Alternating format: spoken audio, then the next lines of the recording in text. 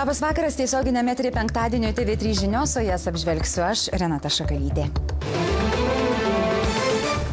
Sužinosit, kurie mieste gyvena patys sąžiningiausi žmonės, gal jūs iškėmė? Kiekviename mieste pametėme 10 raktų ryšulių pažymėtų.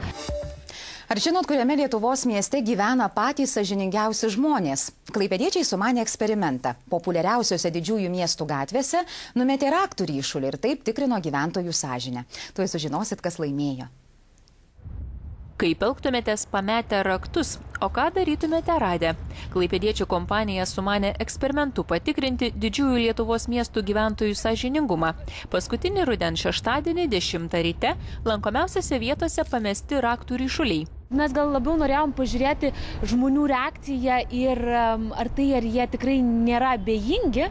Tai mes kiekviename mieste pametėme 10 raktų ryšulių pažymėtų ir iš tikrųjų nustebino rezultatai tokie ir labiausiai turbūt nustebino Panevėžys, kurį galėtume laikyti kaip ir sąžiningiausių arba neabejingiausių miestų arba jo žmonėmis. Ir būtent mažiausiame iš didžiųjų miestų žmonės buvo sąžiningiausi. Panevėžiečiams prireikė vos kelių valandų raktams grąžinti. Iš 10 raktų buvo grąžinti 7.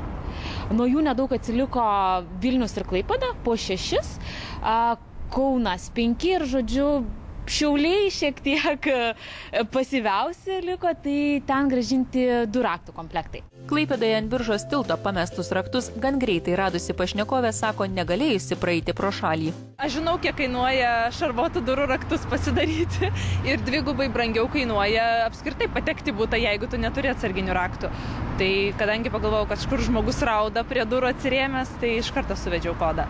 Kavinę turinti verslininkė sako, kad nuolat tenka rankioti užmaršių klientų paliktų šalikus, kepures, moksleivių kuprines ar akinius. Mobilųjį telefoną. Mobilųjį telefoną praktiškai kartą į savaitę kažkas tai visą laiką pamiršta, bet tai yra labai lengvai identifikuojama, kam sugrąžinti daiktą, tai problemų niekada nekyla. Kad užuomaršoms gyvenimas būtų lengvesnis, klaipėdiečiai sukūrė puslapį internete, kuriame galima daiktus užregistruoti arba rasti jų šeimininkus. Kažkas juos radęs suveda šitą unikalų 6 simbolių koduką į sistemą ir gali parašyti tiesioginę žinutę.